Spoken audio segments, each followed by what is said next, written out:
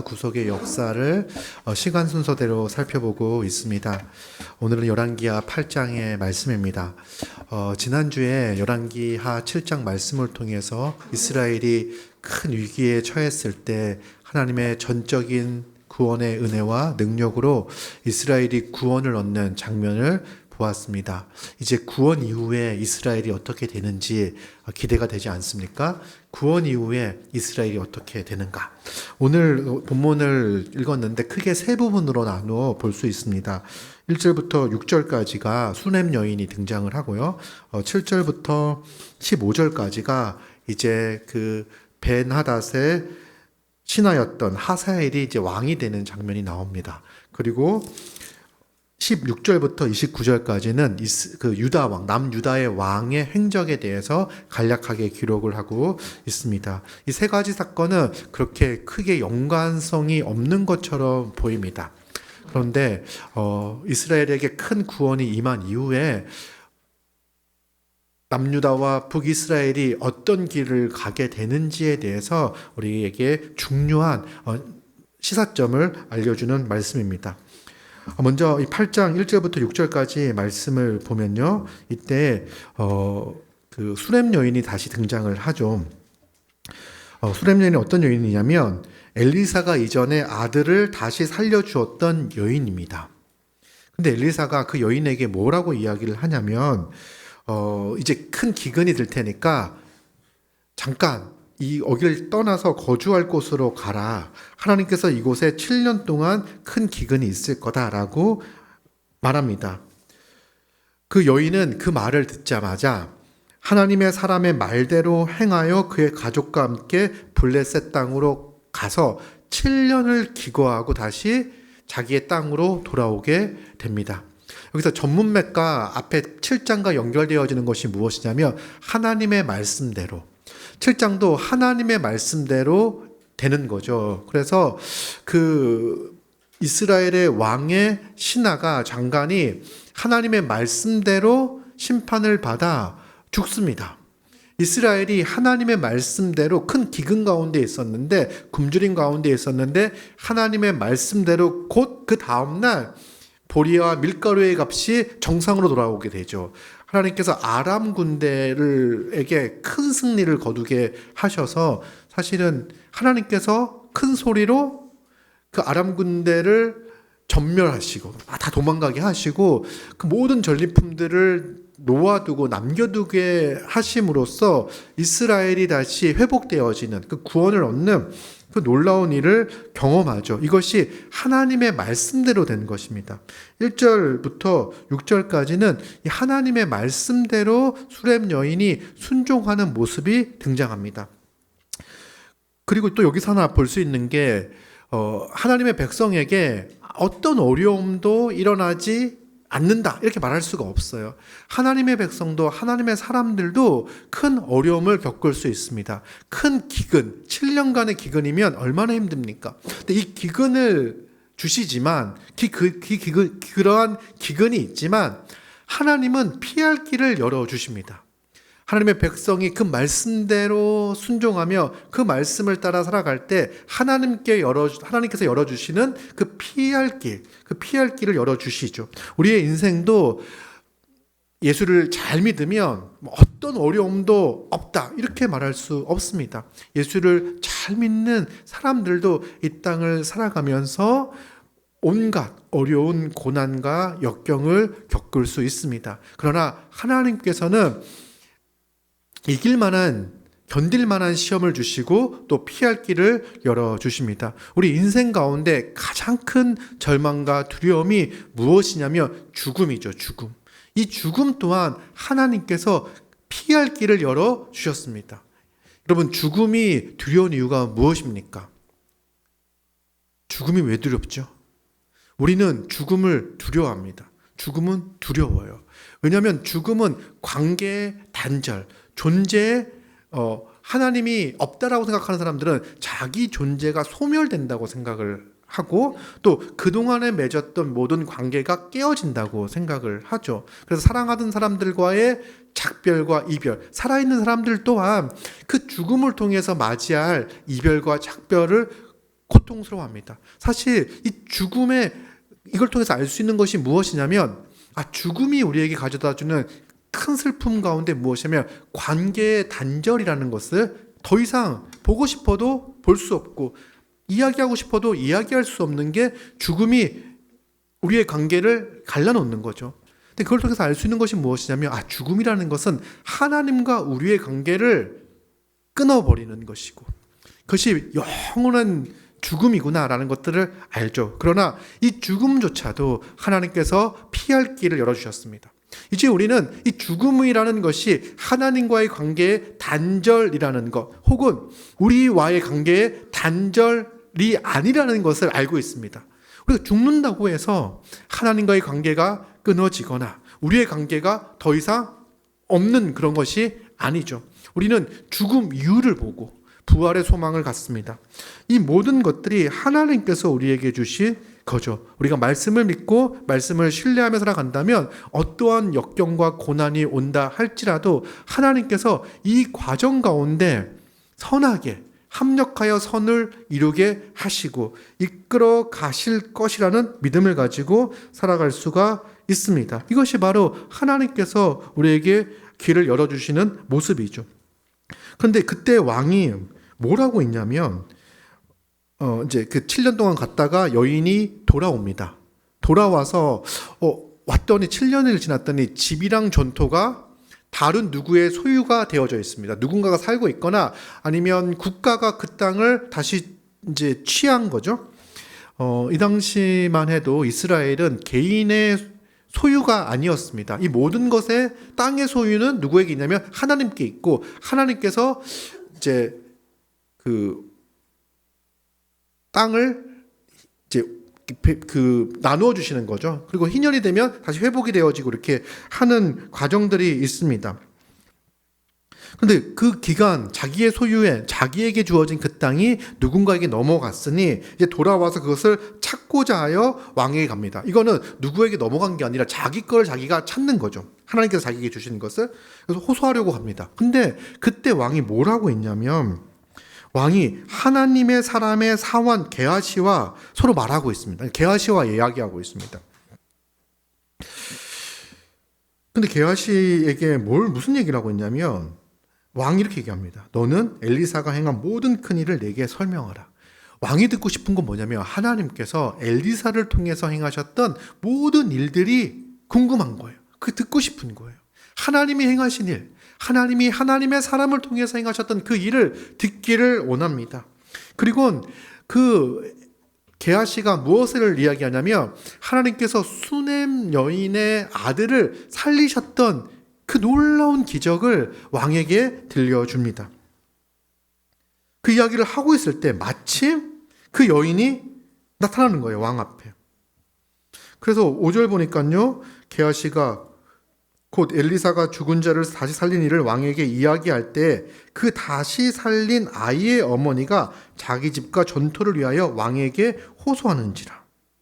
그때 게하시가 뭐라고 얘기합니까? 내 주 왕이여 이는 그 여인이요 저는 그의 아들이니 곧 엘리사가 다시 살린 자니이다. 이렇게 얘기합니다. 하나님께서 행하신 그 일을 듣기를 원했고 하나님이 행하신 그 일의 놀라운 결과를 직접 눈으로 목도하는 그런 일들이 벌어지고 있습니다. 그리고는 왕이 그 여인을 볼 때 여인이 호소하는 거 당연히 마땅히 여인이 가져야 할 누려야 될 권리잖아요. 이 권리를 회복시켜 줍니다. 땅과 그의 집을 되찾도록 해주고 7년 동안 소출은 그 땅을 주시는 이유는 그 땅을 통하여 소출을 얻게 하는 건데 7년 동안 있을 그 소출, 얻었을 소출을 그 여인에게 돌려주라고 이야기합니다. 물론 기근이 들었으니까 많지는 않았겠지만 그 땅에서 나는 소출을 그 여인에게 돌려주어 이주한 이후에 당장 살아갈 수 있는 그러한 몫을 챙겨주는 거예요. 왕이 그렇게 하는 거예요. 그런데 1절부터 6절까지를 보면은요, 좀 이상합니다. 그 이스라엘 왕이 변했나? 뭐 이런 생각도 들고, 게하시는 어떻게 됐습니까, 원래는? 5장에 보면은 게하시는 나만에 가지고 왔던 그 예물이 탐이 나가지고 속여가지고 그거를 취하려고 하다가 나병에 걸려가지고 쫓겨나게 되잖아요. 나병에 걸리게 되잖아요.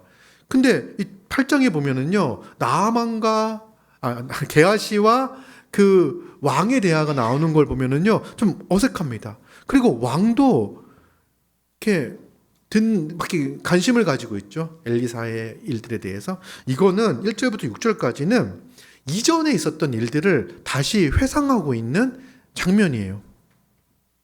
구조상 구원 이후에 어떤 일이 일어날까 했을 때 이 구원 이후에 이스라엘의 왕이 하나님 말씀을 듣기를 좋아하고 하나님의 뜻대로 말씀대로 순종하여 통치하는 하나님의 백성 수넴 여인이 하나님의 말씀대로 행하는 그 아름다운 장면이 구원 이후의 장면이 아니라 구원 이전의 장면을 다시 떠오르게 합니다. 떠올리게 합니다.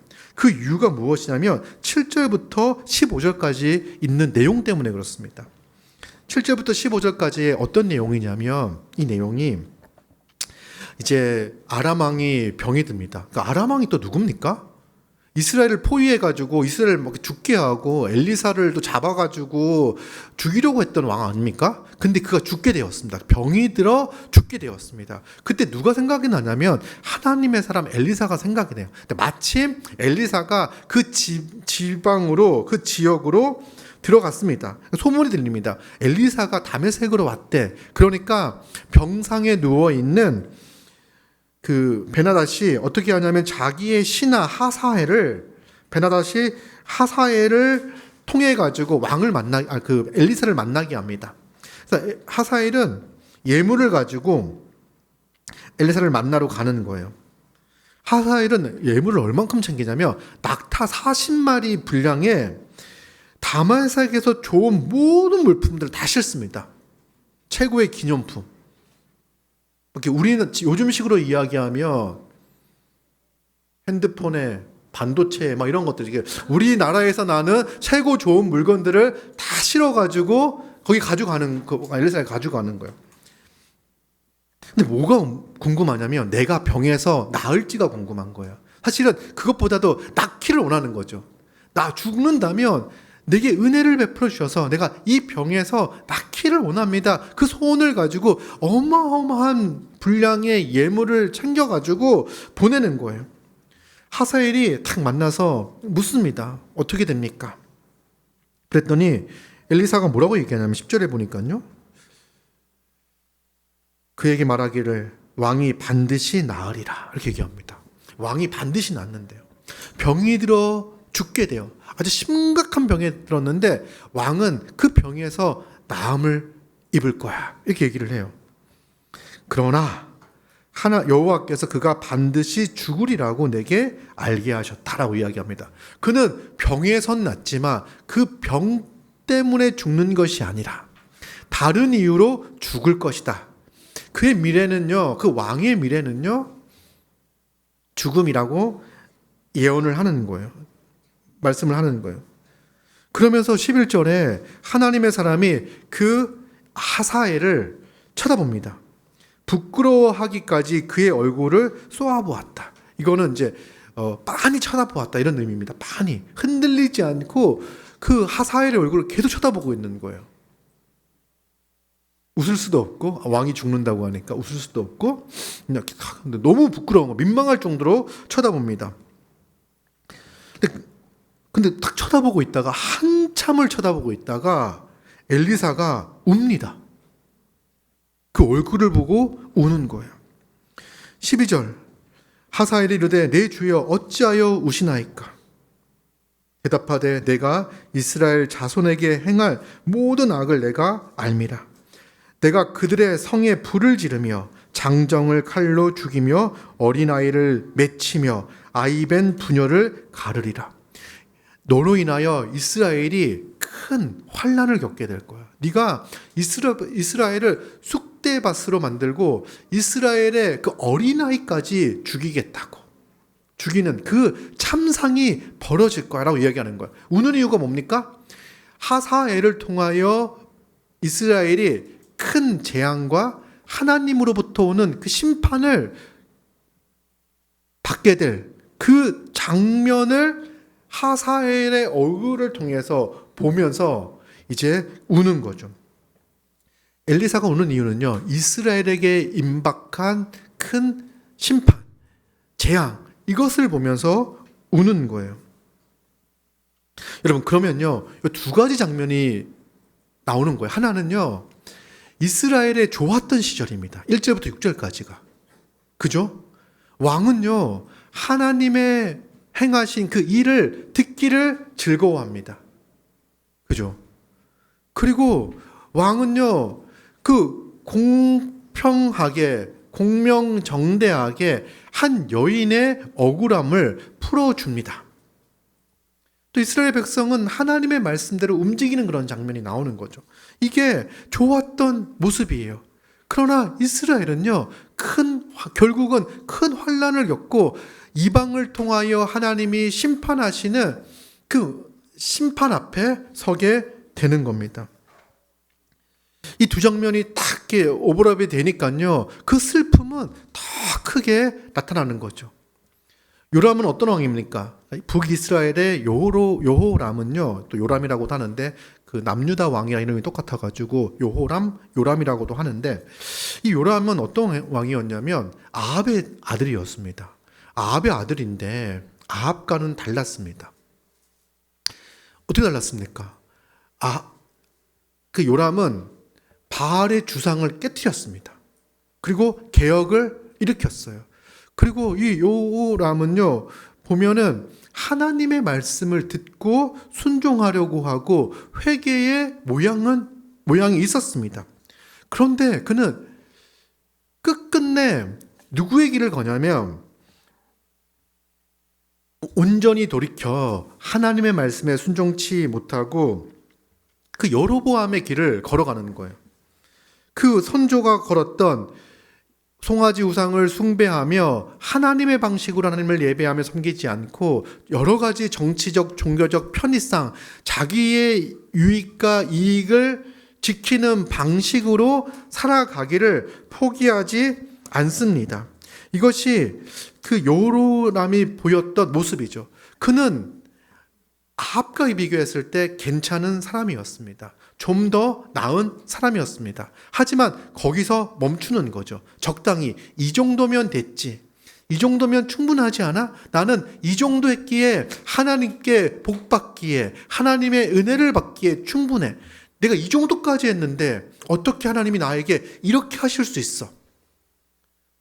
이런 생각을 가지고 있었던 왕이었던 거죠. 그래서 이스라엘이 큰 기근이 들었잖아요. 아람 군대에 의해서 7장에 보면 그때 돌이키고 회개를 끝까지 하지 않고 회개의 모습을 보이는 가운데 누굴 죽이려고 합니까? 엘리사를 죽이려고 하는 거예요. 분노에 차서 화에 차서 엘리사를 잡아 죽이려고 하는 거죠. 그리고 더 이상 하나님으로부터 오는 긍휼과 은혜를 기대하지 않는 것, 하나님께 소망을 두지 않는 것, 이것이 바로 이스라엘 왕의 모습이었습니다. 그러니 이스라엘은 이제 하나님이 그동안 계속해서 경고하시고 심판하시고, 그죠? 그 7장에 나와 있는 것이 하나님의 경고였죠. 끝내 돌이키지 못하는 그 이스라엘. 그래서 하나님의 그 무서운 진노와 심판을 받게 되는 그 모습을 보면서 엘리사는 눈물을 흘리는 겁니다. 또한 이렇게 하사엘에게 이야기하는 이 또한 이스라엘에게 주는 경고의 말씀이죠. 마지막 경고의 성격과 모습이 있습니다. 딱 이렇게 이야기를 하니까 하사엘이 어떻게 하냐면 자기가 당신의 개 같은 종이 무엇이기에 이런 큰일을 행하오리까 이렇게 얘기를 합니다. 이제 하사엘이 어떤 마음을 가지고 엘리사를 찾아왔는지 성경에 정확하게 기록되어져 있지는 않습니다. 하사엘이 그런 의도가 전혀 없었는데, 악한 의도가 전혀 없었는데 그 이야기를 듣고 그 베나닷을 죽이고 스스로 왕이 됐다라고 생각하기엔 어렵습니다. 하사엘은요, 이제 두 가지죠. 하나는 아무 생각이 없었다고 하더라도 그 안에 내재되어져 있는 악한 본성이 있죠. 스스로 왕이 되고자 하는 마음. 그래서 기회가 되면 앞에 왕인 그 베나닷을 제끼고 스스로 왕이 되려고 했던 그 악한 의도가 그 마음 가운데 있는 거죠. 혹은 그는 계획을 가지고 있을 수도 있습니다. 계획을 가지고 있다면 화들짝 놀라서 자기의 악한 의도가 엘리사에게 이제 발견된 거죠. 그러니까 놀라서 자기 방어 기제가 작동하여 저는 그걸 할 수 있는 사람이 아닙니다 라고 자기를 엄청 이렇게 낮추는, 당신의 개 같은, 약간 욕 같은데 당시의 개는 아주 지금처럼 이쁨을 받지 못하는 그런 동물이었어요. 아주 비천하고 거리를 이렇게 다니는 그런 개 같은 종인 자기가, 하찮은 자기가 어떻게 그런 일을 하겠습니까? 라고 하면서 피하는 그런 이야기, 그렇게 합니다.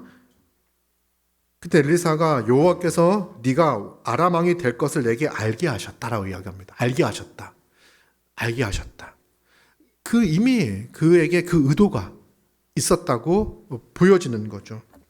그리고는 어떻게 합니까? 그 아람 왕 베나닷이 다시 병에서 나을 거라는 이야기를 들었을 때 그는 크게 실망했을 수 있어요. 근데 그때 어떤 의도가 있겠습니까? 그러면 병이 들어 죽게 하지 않고 내가 죽이겠다는 생각을 하겠죠. 그리고 그걸 실행에 옮깁니다. 이틀날에 하사엘이 어떻게 합니까? 왕을 만나러 들어가죠. 이불에 물을 적시어 왕의 얼굴에 덮습니다. 이거는요, 그냥 병들어 죽은 것처럼 티 안 나게 죽이는 그런 방식이, 우발적으로 죽인 게 아니라 딱 작정을 하고 들어가 이불에 물을 적신 다음에 얼굴을 덮어서 질식사를 시킵니다. 그리고는 자기가 왕이 되는 거예요. 그리고 이제 후에 보면은 이제 그 하사엘을 통해서 큰 재앙이 임하죠. 그런데 하사엘은 왕이 되었을 때 어떻게 하겠습니까? 아람 왕이 실패했던 그 일을 하려고 하지 않겠습니까? 그렇게 해서 사람들의 민심을 얻고 정당성을 얻으려고 할 거예요. 아람 왕은 사마리아를 포위하고 기근에 심각한 기근까지 이르게 했음에도 불구하고 철수하면서 실패해버리잖아요. 근데 하사엘은 아람 왕 그 베나닷이 실패했던 그 작전을 성공시키기 위해서 더 악착같이 이스라엘을 공격하고 이스라엘을 학살하고 하는 거죠. 이게 이스라엘 가운데 일어날 아주 심판, 하나님의 그 무서운 이 진노를 이렇게 보여주고 있습니다. 여러분, 하나님의 그 진노를 이야기할 때 사실 이스라엘이 지금까지 그 강대국 사이에 있으면서 공격받지 않고 지금까지 유지할 수 있었던 것은요, 다른 게 아니라 이스라엘이 잘했기 때문이 아닙니다. 하나님이 그들을 막고 있었기 때문에 그래요. 하나님이 이스라엘을 보호하셨기 때문에 그래요. 그런데 이제 우리가 이 땅을 살아가면서 인류 역사를 봤을 때 강한 자가 약한 자들을 치는 거 있잖아요. 양육강식의 세상. 그런 시대, 그런 세상을 살아가면서 우리가 안전하게 살아가는 것은요, 자연스럽고 당연한 게 아닌 거죠. 이 또한 하나님께서 우리를 지키시고 보호하시기 때문에, 이스라엘을 지금까지 그렇게 지키시고 보호하셨기 때문에 안전할 수가 있었던 것입니다. 하나님의 그 보호하심의 팔이 거두어질 때 그것이 바로 이방인을 통하여 하나님의 백성이 심판과 재앙을 당하는 모습으로 나타나는 것이죠. 이게 이제 이스라엘에게 구원 이후에 나타날 모습입니다. 구원받았음에도 불구하고 이스라엘은, 또 이스라엘의 왕은 철저하게 회개하지 않고 돌아서지 않는 모습, 그 모습 때문에 결국 북이스라엘은 하나님의 진노와 심판 가운데 멸망을 받게 될 것입니다. 물론 하사엘에 의해서 멸망받는 것이 아니라 또 그 이후에 이런 여러 가지 경고와 사건들을 통해서 하나님은 계속해서 돌이키라고 말씀을 하십니다. 경고하십니다. 그런데 돌이키지 않고 계속 그 악한 길을 걸어가다가 결국은 BC 722년에 아수르에 의해서 북이스라엘은 완전히 멸망받게 됩니다. 그리고 이제 16절부터 29절까지는 남유다의 역사가 나오죠. 여러분, 이 남유다의 왕이 나오는데, 두 명의 왕이 나오는데, 그 요람 제15년에 여호사밧이 유다의 왕이 됩니다. 근데 여기서 이야기하는 거는요, 여호사밧이 8년 동안 통치할 때 어떤 길을 가냐면 이스라엘 왕들의 길을 갑니다. 그러니까 남유다가 북이스라엘을 쫓아가는 거예요. 지금 이 1절부터 15절까지 보면요, 정말 북이스라엘의 슬픈 역사, 가슴 아픈 역사가 나옵니다. 하나님을 온전히 섬기지 못하여, 하나님의 말씀에 온전히 순종치 못하여 당할 그 재앙과 화가 등장을 하죠. 그런데 불행하게도 남유다가 그 길을 쫓아가는 거예요. 이스라엘의 왕들의 길을 가서 아합의 집과 같이 하였으니 이는 아합의 딸이 그의 아내가 되었습니다. 그가 여호와 보시기에 악을 행하였으나 여호와께서 그의 종 다윗을 위하여 유다 멸하기를 즐겨하지 아니하셨다. 그리고 그 여호사밧의 아들 또한 마찬가지로, 아하시아도 마찬가지로 27절 보면요, 아하시아가 아합의 집 길로 행하여 아합의 집과 같이 여호와 보시기에 악을 행하였으니 그는 아합의 집의 사위가 되었습니다. 이렇게 설명하고 있습니다. 여러분, 남유다는 어떤 국가입니까? 성전이 있는 곳입니다. 유다 지파예요. 유다 지파를 통해서 메시아를 보내실 그러한 지파입니다. 족속입니다. 그런데 이 남유다는 어떤 환경과 상황 가운데에서도 빛이 되어야 할 국가입니다. 북이스라엘이 엉망진창으로 가더라도 남유다가 분명하게 확실하게 서 있어야 되는 거죠. 그래서 누가 누구를 본받고 따라가야 되는 거죠? 북이스라엘이 남유다를 보고 따라가야 되는 거예요. 그런데 엉망진창이 되고 있는 북이스라엘을 보면서 남유다가 그 길을 따라가는 거예요. 아합의 길을 따라가는 거예요. 쫓아가는 거예요. 남유다가 가져야 될 그 본연의 역할과 이 모습들을 잃어버리고 북이스라엘이 갔던 그 길을 쫓아가는 이 가슴 아픈 현실을 보여주고 있습니다. 결국 남유다도 어떻게 되냐면 북이스라엘과 같이 완전히 망하게 됩니다. BC 586년에 바벨론에 의해서 망하게 돼요. BC 722년에 북이스라엘이 망하는 것을 보고 남유다가 회복이 되어지고 거룩한 길로 걸어가야 하는데 그렇지 못하고 북이스라엘이 갔던 그 악한 길을 가다 망하게 되는 거죠. 이게 하나님께서 놀라운 구원을 행하셨음에도 불구하고 이스라엘이 걸어가고 있는 모습입니다. 우리는 이 모습들을 통해서 몇 가지 생각해 볼 것들이 있습니다. 한번 그 부분들을 한번 살펴보도록 하겠습니다. 적용점들을 살펴보도록 하겠습니다. 먼저 이 본문에서 정말 특이한 게 그 엘리사의 눈물이죠. 엘리사의 눈물. 그 하나님의 그 진노와 심판이 임박할 것을 보면서 엘리사는 눈물을 흘립니다.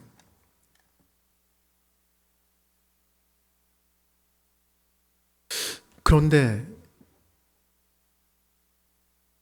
왜 그렇습니까? 이스라엘 왕이 하나님의 뜻에 따라 말씀에 순종하며 이스라엘을 잘 통치하고 다스려야 될 그 왕이 온전히 돌이키지 못하고 그 악한 길을 계속해서 걸어가고 있기 때문에 그렇습니다. 그런데 가만 살펴보면요, 이 요람의 모습은 우리에게 불편한 정도로 우리와 가깝습니다. 그는 무신론자가 아니었습니다. 하나님을 알고 하나님을 인정했던 사람이었습니다. 그래서 바알의 주상을 깨뜨렸습니다. 하나님의 사람이 행한 일을 듣고 싶어 했습니다. 수넴 여인에게 정의를 행하였습니다. 상당히 괜찮은 왕으로 보입니다. 자기 아버지와 어머니와 비교하면요, 비교할 수 없을 만큼 괜찮은 왕으로 보입니다. 그런데 열왕기 저자는 냉정하게 평가합니다. 여로보암의 죄에서 떠나지 아니하였다. 요람은 괜찮은 왕처럼 보였지만 그는 여전히 여로보암의 죄에서 떠나지 아니하였습니다. 큰 우상은 깨뜨렸지만 편리한 우상은 남겨두었습니다. 이 정도면 충분하지 않나? 이 정도면 괜찮지 않을까라는 생각들을 하는 거죠. 이 정도면 하나님께서 인정해 주시지 않을까? 그럼 결국 어떻게 됐습니까? 엘리사를 죽이겠다고 합니다. 그의 개혁은요, 적당한 선에서 멈춥니다. 그의 개혁은 적당한 선에서 멈추고 결국은 여로보암이 했던 그 길을 걸어가는 겁니다. 근데 우리 삶에도 이러한 패턴이 반복되고 있지 않은지 돌아보게 됩니다. 우린 예배에 나옵니다. 말씀을 읽습니다. 그러면서 큰 죄를 피합니다. 그러나 이 정도면 괜찮지 않을까? 이 정도면 충분히 할 만큼 했어 라고 멈추는 자리에 있습니다. 그럼 멈추는 자리가 있습니다. 우리가 사람들과의 관계에서 작은 타협, 말씀보다는 편리함을 택하는 순간, 하나님의 뜻을 알면서도 이번만이라고 넘기는 자리가 있습니다. 여호람이 바로 그 자리에 있었습니다. 사도 바울은 고린도전서 10장 11절 12절에서 이스라엘의 실패를 우리의 거울이라고 말합니다.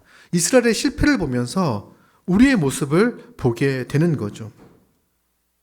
이런 일이 그들에게 거울이 되고 또한 말세를 만난 우리를 깨우치기 위하여 기록되었느니라. 그런즉 선줄로 생각하는 자는 넘어질까 조심하라. 우리는 이 이스라엘의 역사를 보면서 우리의 모습을 보는 거예요. 선줄로 생각하는 우리가 넘어질까 조심하며 주의하며 나아갑니다. 엘리사의 눈물은 과거의 이야기가 아니라 오늘날 우리를 향한 경고이기도 합니다. 적당히 대충 할 만큼 하며 나아가는 그런 신앙생활의 끝이 어떠할지에 대해서 경고하고 있는 거죠. 혹시 내 삶에 여기까지만이라고 선을 그어놓은 영역이 있지는 않습니까? 하나님이 말씀을 통해 반복적으로 다루시는 것이 있는데, 내게 말씀하시는 것이 있는데 내가 계속해서 미루고 있는 부분들이 있지 않은지, 내가 큰 우상은 깨트렸지만 편리한 우상은 남겨둔 자리가 어디 있는지를 돌아보시기 바랍니다. 우리는 반복해서 실패를 경험합니다. 이렇게 살아가려고 애를 쓴다 하더라도 우리는 그럼에도 불구하고 반복해서 실패를 경험하죠. 우리에겐 희망이 없는 걸까? 우리는 이 죄에서 그 여호람의 모습이 우리의 모습이라고 한다면 우리에게도 희망이 없는 거잖아요. 소망이 없는 거잖아요. 우리에게 희망이 없는가, 소망이 없는가 질문하게 됩니다. 그런데 여러분, 엘리사의 눈물보다도 더 위대한 눈물이 있습니다. 그 눈물은 누구의 눈물이냐면 예수님의 눈물입니다. 누가복음 우리 19장 한번 찾아보겠습니다.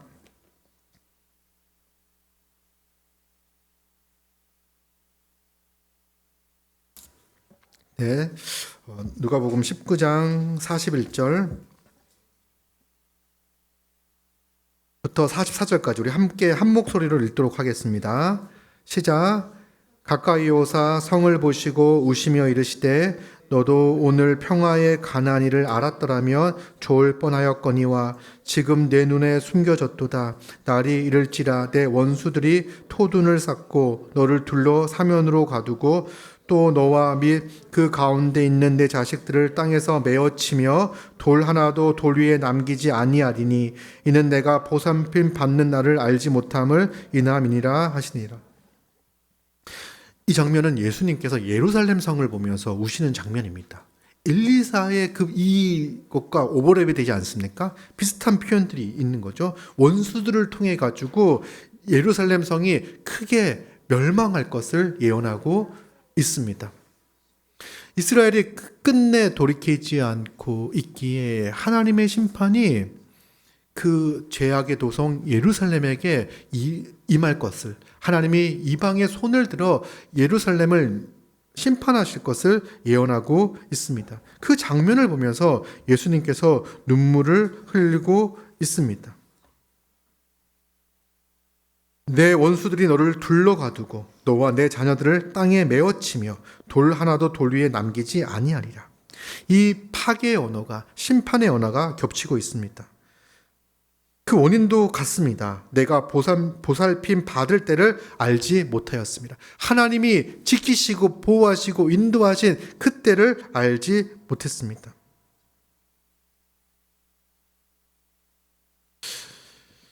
엘리사는 하나님의 심판이 부당해서 오는 것이 아닙니다. 예수님도 마찬가지입니다. 하나님은 공의로우신 분이시기에 죄를 심판하십니다. 심판은 정당하기 때문에 그 심판을 피할 수 없기 때문에 울고 계신 것입니다. 내가 만일 이날의 평화에 관한 일을 알았더라면 이 눈물은 안타까움의 눈물인 거죠. 그런데 결정적인 차이가 있습니다. 엘리사의 눈물과 예수님의 눈물에는. 엘리사는 울기만 하였습니다. 그러나 심판을 보면서도 그 너머를 열 수는 없었습니다. 이것이 선지자가 가지고 있는 한계입니다. 예수님도 이 예루살렘 성의 멸망을 보시고 우셨잖아요. 근데 이거는 AD 70년에 성취가 되어져요. 토둔을 쌓고 로마가 예루살렘을 에워싸고 있고 예루살렘이 정말 극심한 환난과 기근을 겪으면서 멸망을 당하게 됩니다. 예수님은 예루살렘의 역사적 멸망을 막지 않으셨습니다. 실제로 AD 70년에 예루살렘은 무너졌습니다. 예수님이 하신 그 누가복음 19장의 예언 그대로 성취가 되었습니다. 그런데 여러분, 그 심판은 가시적으로 지금까지 이스라엘 역사 가운데 있었던 그 이제 심판인 거죠. 그런데 예수님은 우리가 죄로 인하여 멸망할 그 모습을 보면서 심판의 날이 마지막이 되지 않는 길을 열어주셨습니다. 분명히 그 예루살렘 성의 심판이 최종적 심판이 아닙니다. 우리 주 예수 그리스도께서 다시 오셨을 때 최종적 심판이 있습니다.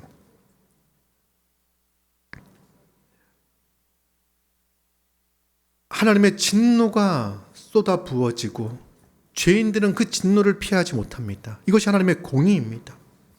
예수님은 그렇게 하나님의 진노 가운데 죽어가는 영혼들, 우리 인류를 보시고 눈물을 흘리시는 거예요. 그리고 예수 그리스도께서 하나님의 진노가 쏟아 부어지는 그 자리에 서시는 거예요. 그래서 그 하나님의 엄청난 죄인을 향한 그 무서운 공의의 하나님이 쏟아부으시는 그 죄에 대한 진노와 심판을 누가 친히 홀로 담당하시냐면 우리 주 예수 그리스도께서 친히 담당하시는 거예요. 그분은 눈물을 흘리셨지만 그 눈물 흘리심으로 말미암아 우리의 눈물을 닦아 주시는 거예요. 예수 그리스도가 우리를 대신하여 심판을 받으셨기에 이제 우리는 더 이상 죄에 대한 정죄를 받지 않습니다. 그 놀라운 일이 우리 가운데 일어나는 거죠. 여러분, AD 70년에 예루살렘 성은 망합니다. 멸망합니다. 그때 정말로 그 요세푸스의 기록을 보면요, 정말 처절합니다. 그 안에서 몇 년을 버틸 수 있는 곡식이 있었고 계속해서 그 연못에서 우물에서 물이 나오고 있었기 때문에 몇 년간 버틸 수 있었습니다. 그런데 자기들끼리 안에서 서로 싸우고 배신자들을 색출하고 물에다가 독을 품고 곡식에 불을 지르고 자기들 안에서 그런 난리가 일어납니다. 그리고 먹을 것이 없으니까 자기 아이까지 먹을 것이 없으니까, 이런 기록이 있어요. 실제로 먹을 것이 없으니까 어떻게 하냐면 자기 아이를 잡아가지고 먹습니다. 근데 고기 냄새가 나니까 사람들이 그 집으로 몰려듭니다. 그때 여러분들이 올 줄 알고 남겨놨습니다 라고 하면서 자기 아이의 시체 반토막을 꺼내놓습니다. 그런데 그걸 보고 기겁해서 도망갑니다. 이런 장면들, 정말 그 마지막 그 하나님의 그 진노와 심판이 임했을 때 오는 그 참혹한 그 모습이 예루살렘 성에 다 부어져요. 그런 기록들이 다 남아 있습니다. 놀랍게도요, 그 현장에 예수 그리스도의 그 말씀을 믿는 사람들 있잖아요. 예수를 믿는 사람들은요, 단 한 명도 죽임을 당하지 않았습니다. 이렇게 이 예언을 보고선요, 이제 신약의 백성들은요, 하나님이 예수님이 말씀하셨던 그 마지막 그 예루살렘 성에 대한 심판이 이제 곧 왔구나 라는 생각들을 가져요. 그리고 로마가 예루살렘 성을 포위하기 시작할 때 신자들은요, 성을 떠나기 시작합니다. 왜냐하면 그 마태복음 25장을 보면요, 뒤도 돌아보지 말고 옷도 챙기지 말고, 옷만 챙기라고 하나? 하여튼 빨리 긴급하게 떠나라고 이야기를 하고 있잖아요. 그 말씀대로 다 나가요. 그리고 로마가 예루살렘을 포위하고 있다가 갑자기 느슨하게 포위를 풀어버립니다. 그때 어떤 일이 벌어지냐면, 그때를 기점으로 해서 성 안에 남아있던 그 크리스찬들은요, 기독교인들은 다 나가고요, 유대인들은요 그 기회에 예루살렘 성으로 기어코 들어갑니다. 왜냐하면 예루살렘 성 밖이 성 안이 성 밖보다 안전하다고 생각을 하는 거야. 그래가지고 성 안으로 들어오는 거예요. 그리고 정말 큰 재앙 가운데 예루살렘 성이 멸망하는 그 일을 겪게 되었습니다. 이 사건을 통해서도 하나님께서는 이 예언의 말씀을 통해서 우리에게 경고하시고 돌이키게 하시고 주를 믿고 신뢰하며 구원의 길을 열어주시는 것을 알 수 있습니다. 그런데 계속해서 하나님께서 반복해서 우리에게 경고하시고 말씀하시는데 끝끝내 하나님의 말씀을 무시하고 그 말씀을 듣지 않고 돌이키지 않는다면 이 얼마나 안타까운 일이겠습니까?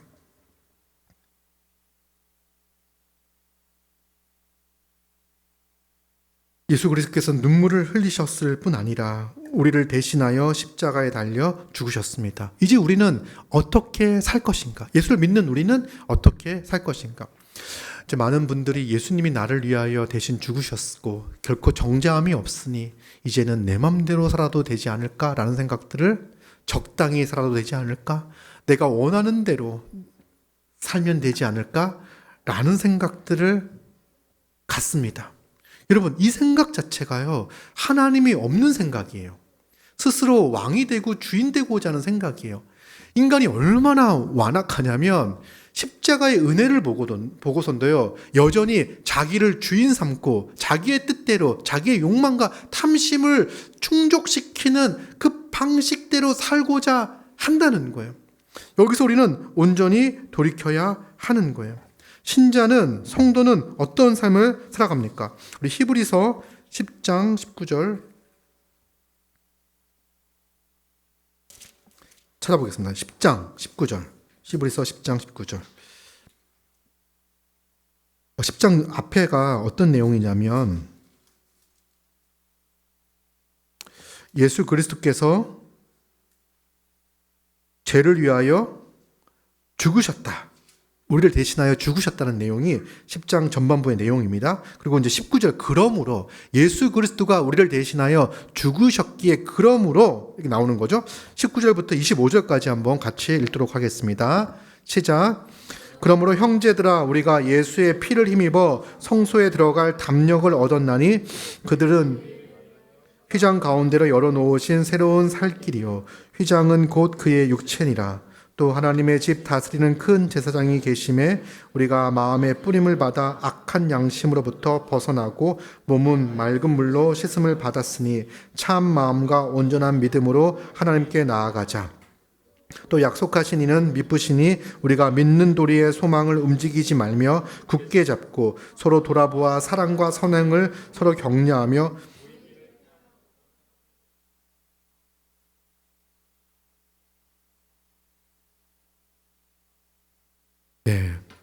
여러분, 우리가 예수 그리스도가 우리를 대신하여 죽으셨고 우리가 받아야 될 형벌을 대신 받은 산 제물이라는 사실을 우리가 믿는다면 참 제물로서 예수 그리스도가 하나님의 진노를 다 받아 주셨고 이제 우리가 새로운 생명을 얻은 존재라고 사실을 아는 우리는 성도는 어떤 삶을 살아갑니까? 우리는 예수의 피를 힘입어 성소에 들어갈 담력을 얻었습니다. 우리는 하나님 앞에 설 수 있는 자가 되었죠. 우리는 매일매일 하나님 앞에 서는 거예요. 그 휘장이 열렸습니다. 예수 그리스도께서 그의 육체로 그 성소와 지성소를 막고 있었던 휘장을 찢으셨습니다. 그 휘장은 곧 그의 육체입니다. 그리고 우리의 심령과 우리의 마음이 새로워짐을 얻었습니다. 마음의 뿌림을 받아 악한 양심으로부터 벗어나고 몸은 맑은 물로 씻음을 받았으니 곧 참마음과 온전한 믿음으로 하나님께 나아가자. 이제 우리는 하나님께 나아갈 수 있는 존재가 되었습니다. 하나님께 나아가는 존재가 된 거죠. 여러분, 하나님께 나아가는 존재가 되었다라고 말하는 것은요, 우리가 하나님께 나아가 하나님의 그 거룩함을 소망하고, 하나님 우리에게 뭐라고 말씀하셨습니까? 내가 거룩하니 너희도 거룩하라고 말씀하셨죠. 우리 날마다 이제는 아까 얘기했던 것처럼 나는 이제 죄에서 용서를 받았으니까 마음껏 죄를 짓고 살아가자 라고 하는 거는요, 하나님의 그 십자가의 은혜를 모르는 자들, 무시하는 자들의 모양이에요. 우리는 날마다 우리를 거룩하게 하셨으니 날마다 거룩한 삶을 살기를 원합니다. 이게 신자의 고백이죠. 그리고 하나님께 나아가는 거예요. 거룩하신 하나님께 온전한 믿음으로 매일매일 나가는 거예요. 그리고 우리의 소원이 뭡니까? 하나님, 그리스도가 우리에게 사랑하신 것처럼 나 또한 사랑하며 살기 원합니다. 그리스도가 나를 용서하신 것처럼 나도 용서하며 살기 원합니다. 그리스도가 나를 지금까지 참아주신 것처럼 나 또한 참으며 살기 원합니다. 그리스도가 하나님의 뜻에 충성하신 것처럼 나 또한 충성하며 살기를 원합니다. 이게 신자의 마음인 거죠. 날마다 그리스도를 닮으며 살기를 원하는 거. 이게 신자의 마음입니다. 여러분, 성도는요, 적당히가 없습니다. 왜냐하면 우리의 목표가 달라졌기 때문에 그래요. 우리의 양심이 새로워졌기 때문에 그래요. 우리의 목표는 예수 그리스도예요. 무슨 인간이 어떻게 그렇게 살 수 있어? 인간이 어떻게 그리스도를 닮을 수 있어? 라고 말하지 않습니다. 이거는 사탄이 우리를 속이는 말이에요. 우리의 목표는요, 그리스도에게 있습니다. 그리스도에게까지 자라가는 것, 그리스도를 닮아가는 것, 이것이 신자의 목표인 거죠. 여러분, 그 목표를 갖는 순간에 어떤 일이 벌어지냐면 다시 낙심하게 됩니다. 그렇지 않습니까? 그래, 내가 이제 그리스도를 닮아서 그리스도처럼 사랑하고 섬기며 살아가자. 그리스도처럼 용서하고 용납하고 품어주고 인내하며 살아가자라는 마음을 갖자마자 옆에 있는 사람을 딱 쳐다볼 때, 남편의 얼굴을 딱 바라볼 때, 아내의 얼굴을 딱 바라봤을 때, 아, 못 참아. 이런 생각들이 곧 드는 게 우리 인간이라는 거예요. 그러면서 그런데 그때 곧 나는 안 돼. 그래, 적당히 이 정도면 괜찮아. 내가 남들과 비교했을 때 내가 이 정도 참았으면 괜찮아 라고 하지 않는다는 거예요. 우리의 목표는 그리스도에게 있잖아요. 그때마다 우리는 어떻게 하냐면 23절, 또 약속하신 이를 미쁘시니 우리가 믿는 도리의 소망을 움직이지 말며 굳게 붙잡는 것. 여러분, 그럴 때마다 우리는요, 예수 그리스도를 믿음의 소망이신, 흔들리지 않는 믿음의 소망이신 예수 그리스도를 굳게 붙잡는 거예요. 여러분, 우리가 거룩한 소망이 있을 때, 온전한 소망이 있을 때 그리스도를 굳게 붙잡을 수 있습니다. 그리스도를 닮고자 하는 욕망이 있을 때, 그리스도처럼 사랑하기를 원할 때 그리스도를 붙잡는 거예요. 내 힘으로 하려고 하니 안 되는 거예요. 매일매일 실패하는 거예요. 매일매일 그리스도 앞에 나아가, 주여, 내가 사랑할 힘이 없습니다. 참을 인내할 힘이 없습니다. 용기가 없습니다. 내게 사랑이 없습니다. 내게 열심이 없습니다. 주여, 나에게 은혜를 주시옵소서. 매일매일 회개하며 돌이키며 우리 주 예수 그리스도를 붙잡는 거, 굳게 붙잡는 거. 이게 누구만이 가능하냐면 하나님께서 우리에게 거룩한 소망을 주신 성도들만이 이런 삶을 살아갈 수 있는 거죠. 그러면서 이제 우리 주 예수 그리스도를 굳게 붙잡고 어떻게 합니까? 서로 돌아보아 사랑과 선행을 격려합니다. 옆에 보니까요, 나 같은 사람이 너무 많아. 거룩을 향해 나아간대. 근데 맨날 실패하는 것처럼 보여. 서로 격려하는 거예요. 서로 사랑하는 거예요. 너의 사랑과 너의 선행을 격려하는 거예요. 야, 너 이거밖에 못하냐가 아니라 하나님께서 너에게 그런 마음을 주시고 그렇게까지 순종하게 하시고 낙심하지 말고 지치지 말고 우리 함께 그 길을 걸어가자라고 격려하는 거예요. 그래서 25절 모이기를 패하는 어떤 사람들의 습관과 같이 하지 말고 오직 권하여 그날이 가까움을 볼수록 더욱 그렇게 하는 거예요. 모여서 하는 게 뭐냐면 우리 더 힘써 주를 닮아가자. 우리 모습 가운데 게으르고 나태한 모습이 있을 때 흔들으면서 깨우면서 야, 그건 너의 모습이 아니야. 우리 주 예수 그리스도가 우리를 살리신 그 온전한 모습에 어울리지 않아 라고 흔들어 깨우며 서로 함께 가는 거예요. 여러분, 서로 돌아보잖아요. 우리가 모이기를 게을리하고 모이기를 패하면요, 우리는 곧 이상해집니다. 놀랍습니다. 우리가 한 주, 두 주 빠져도요, 우리의 생각은요, 곧 하나님의 말씀에 의탁하기보다는요, 사람들의 말과 세상의 말에 흔들리기 시작하는 거예요. 모여서 계속해서 반복해서 우리 주 예수 그리스도를 소망에 두고 말씀으로 서로 격려하고 힘을 얻으며 살아가는 거죠. 그것이 바로 신자인 우리가 가진, 우리가 보이는 모습과 태도다라고 합니다. 할 수 있습니다. 그러면서 이제 우리 교회를 한번 생각해 봅니다. 거룩한 삶을 살아갈 때 세상에서도 여러분 용서받은 자로서 세상의 사람들을 용서하시고, 여러분 우리가 자격이 없는데 용서받았잖아요. 그죠? 그래서 자격 없는 사람들을 용서해 주는 거예요. 세상을 살아갈 때도. 그럼 여러분들이 어떻게 보겠습니까? 멋지다 이렇게 생각하겠습니까? 그런 사람들도 있을 거예요. 너 대단하다. 이런 상황 가운데서도 인내하고 참고 용서하고 용납하고 악을 악으로 갚지 않으려고 하고 악을 선으로 갚으려고 하는 너의 모습을 보니 정말 아름답구나. 신자는 역시 다르다. 이런 평가를 들을까요? 들으면 너무 좋을 것 같아요. 그런데 그렇게 평가하지 않는 사람들도 많이 있을 거예요. 야, 호구다. 그죠? 야, 얘는 정말 만만한데? 내가 이렇게 행동을 해도 이렇게 대한다고? 이렇게 생각하는 사람들이 더 많을 수도 있어요. 근데 그거와 상관없이 내가 자격 있어서 하나님께 용서받고 용납받고 사랑받은 자가 아니라는 사실을 알기에 하나님이 나를 이렇게 사랑하셨구나. 이런 나를 용서하셨구나. 아니, 이보다 더한 나를 용서하시고 용납하셨구나 라는 것들을 거기서 경험하는 거예요. 여러분, 우리는 부당한 것들을 참아내고 악한 것들을 악으로 갚지 않고 살아가는 삶을 통해서 무엇을 드러내냐면 하나님께로부터 무한한 사랑을 받은 자라는 것을 드러내는 거예요. 직장에서 그렇게 살아갈 때 우리가 많은 것들을 빼앗기고 많은 것을 잃을 수 있습니다. 남들이 당했을 때 배로 갚아주려고 하는 그 자리에 가지 않고 험담하지 않고 그런 모습들을 보이며 살아갈 때 그런 모습을 가지고 이제 살아가는 거죠. 그런데 여러분, 이제 가깝게 돌아오면 이제 가정에서 여러분 아내를 볼 때, 남편을 볼 때, 만약에 여러분들이 세상에서 살아갈 때 세상 사람들이 나에게 막 해코지를 해도 나쁘게 대해도 괜찮아, 그럴 수 있지.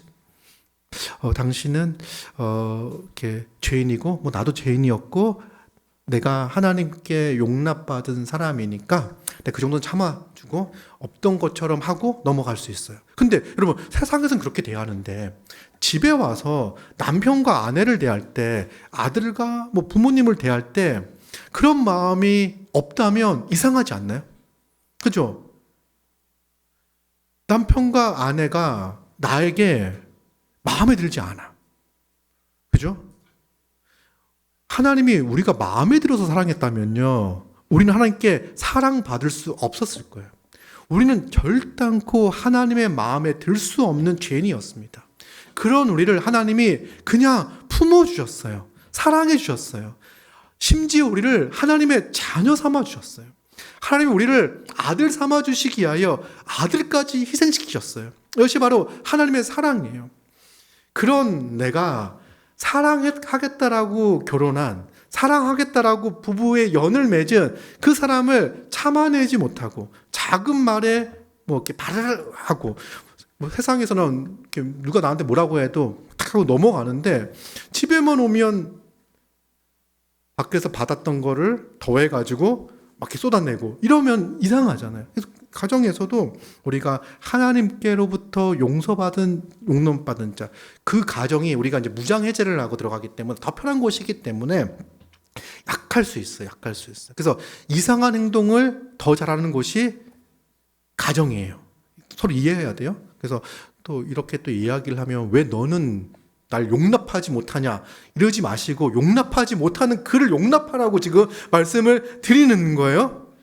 왜 이런 설교를 듣고도 똑같이 또 행동하는 그런 자들, 그런 여성분들과 우리가 살고 있는 거잖아요. 그게 그 가정에서 우리 용납하고 사랑하며 섬기는 거예요. 그리고 이제 우리 교회가요, 용서받고 용납받은 자들의 모임입니다. 회개하고 용서받은 사람이 모여 살아가는 교회는요, 세상과 다를 수밖에 없습니다. 우리의 모습은.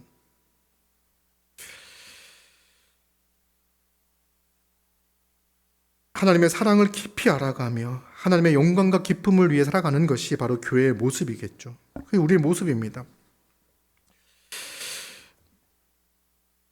그런데 이제 세상과 다른 교회의 모습이 구체적으로 어떻게 나타날까?